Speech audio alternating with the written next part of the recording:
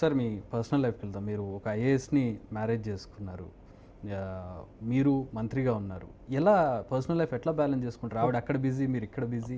అయ్యా బిజీ అయితే ఉంటుంది, కానీ personal life is personal life. And ఇంటికి వచ్చిన తర్వాత భార్యాభర్తలు అక్కడ నా ప్రొఫెషన్ గురించి కానీ వారి ప్రొఫెషన్ కానీ వారికి ఉన్న వారి ప్రొఫెషన్ పరంగా ఉన్నా కానీ ఏది కూడా మాట్లాడుకోం. అండ్ రెండవది ప్రొఫెషనల్గా వెళ్తాం మేము.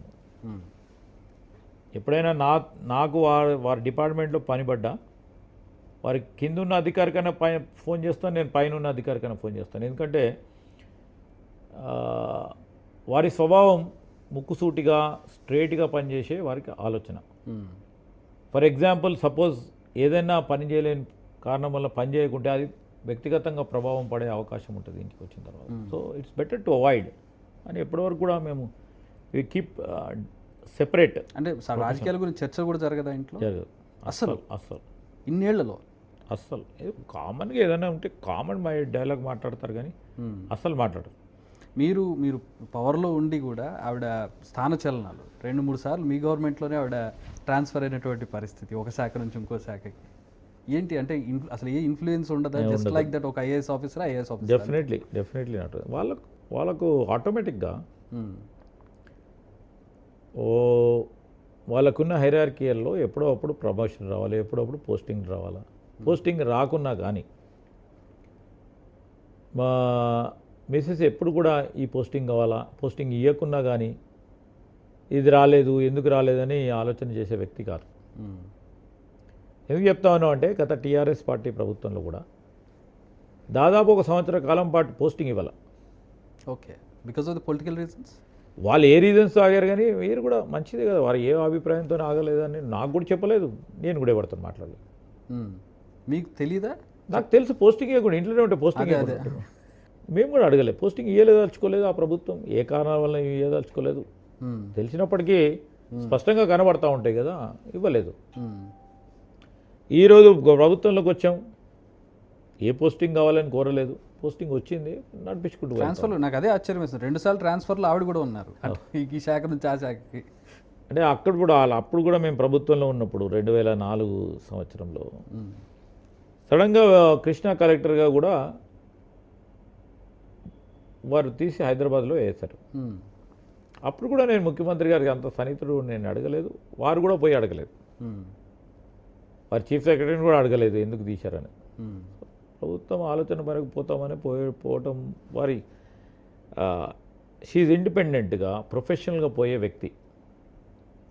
సో ఆ సమయంలో మేము నడుస్తూ ఉన్నాం అంతే తప్ప ఏం లేదు.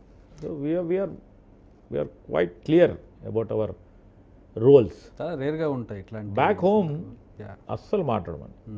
కొన్ని సందర్భం వ్యక్తిగతంగా ఏమవుతుంది, మా పిల్లలకు సమయం ఇవ్వలేకపోతాను. ఒక బాబు కదా మీకు? ఇద్దరు. ఓకే. పాప బాబు, పెద్దది పాప, చిన్నోడు వాడు. వారికి వ్యక్తిగతంగా టైం ఇవ్వలేకపోతాం, వారు బిజీ, నేను బిజీ. సో కుటుంబం సమయం దొరకదు. మనం దొరికిన కొద్ది సమయంలో వారితోని ఈరోజు పెద్దగా అయిపోయారు, వాళ్ళకి సమయం లేదు మాతో మాట్లాడేది. నిన్న ఏదో మూవీ ఈవెంట్లో చూశాను మీ. అవునండి. చూస్తుంటారు సినిమాలు లీజర్ టైంలో? లేదండి, అతను నిన్న పోయిన సినిమాకు సంబంధించిన హీరో మా ప్రాంతవాసి. ఓకే. చాలా దగ్గరగా నాకు చిన్ననాటి నుంచి కూడా అతన్ని ప్రోత్సాహం చేస్తూ ఉంటాము, వస్తే బాగా యాక్ట్ చేయని. సాగర్. అవును. సో అతను పిలిచాడు అనేక సందర్భాల్లో, నేను మూవీ చూశాను. ప్రీ రిలీజ్ తప్పకుండా రావాలని చెప్పారు ముఖ్యమంత్రి గారిని, నేనే స్వయాన అతన్ని తీసుకెళ్ళి ఆహ్వానించడం జరిగింది. వారు కూడా వస్తా అన్నారు, వారు రాలేకపోయారు. కానీ నా బాధ్యత, నన్ను నమ్ముకున్నాడు అతను, ఒక అన్నగా ట్రీట్ చేస్తాడు కనుక తప్పకుండా సమయం ఎక్కువ పడ్డా కానీ పోవటం జరిగింది. I wish him all the best. ఎందుకంటే he has to grow. Telangana నుంచి అతి తక్కువ మంది యాక్టర్స్, హీరోస్ కానీ ఇతర ఆర్టిస్టులు కానీ చాలా తక్కువ మంది అండి. కరెక్ట్.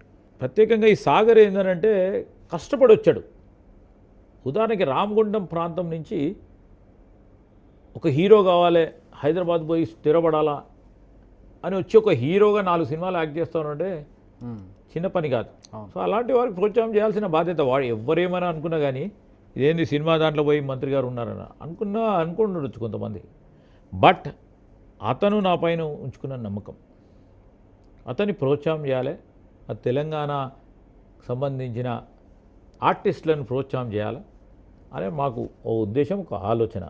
ఆ క్రమంలో అతన్ని అప్పుడు మొగుల్ రేకులు అనే అవును. దాంట్లో ఓ పెద్ద హీరోగా ఉన్నాడు అతను. సో నేను సినిమాలు చాలా తక్కువ చూస్తాను, చాలా అంటే అప్పుడప్పుడు చూస్తాము, చిన్నప్పుడు చూస్తూ ఉంటే అమితాబ్ రీసెంట్ ఏం బచ్చన్ చూస్తారు? రీసెంట్ సినిమా ఇవి ఇతందే ఏది 100. మీ అబ్బాయి కూడా చాలా అందంగా ఉంటాడట కదా సార్, మహేష్ బాబులో ఉంటాడట. God's grace. బాగా అందంగా ఉండడు, బాగా చదువుకోవాలని చెప్తాం. అందంగా చదువుకోవాలా అని చెప్తూ ఉంటాం మేము మొన్న తీసుకుపోయినప్పుడు. చదువుకున్న తర్వాత they can select any profession. మేమైతే మా మిస్సెస్ కూడా అదే విధంగా చెప్తుంటుంది. ఇది నువ్వు అడ్వకేట్ కావాలి, నువ్వు బ్యూరోక్రాట్ కావాలి, లేకుంటే డాక్టర్ కావాలి, ఇంజనీర్ కావాలని ఇద్దరికి కూడా మేమేం పెట్టాల.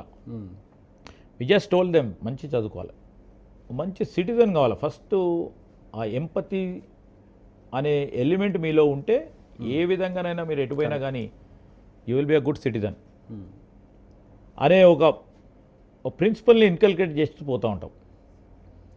సో అది మంచి కావచ్చు, అది చెడు కావచ్చు. చాలా సాఫ్ట్గా ఉంటే కూడా ఈ జనంలో అవును. నడిచేటట్టు కూడా ఉండదు రేపొద్దున ఈ పోటీ ప్రపంచంలో. స్కూలింగ్, రేపొద్దున పేరెంటింగ్, రేపు వారు ఫ్రెండ్ సర్కిల్, పియర్ గ్రూప్, ఇవన్నీ కూడా వారిపైన ప్రభావం చూపెడతాయి. ఎందుకంటే మా పైన కూడా ఆ విధంగా ప్రభావం చూపెట్టినాయి కనుక చూపెడతాయి. మేము ఒకటి చదువుకున్నాం, ఒక దగ్గర ఎంటర్ అయ్యాము, ఏం తెలియదు. Destiny where does it lead to. So మేము కూడా ఆ విధమైన ఆలోచనతో పోతూ ఉంటాం. కానీ బేసిక్ ఈజ్ చదువుకోవాలండి, బాగా చదువుకోవాలా. తర్వాత దాని తర్వాత any profession they can take, they are free to choose. మీ క్రికెట్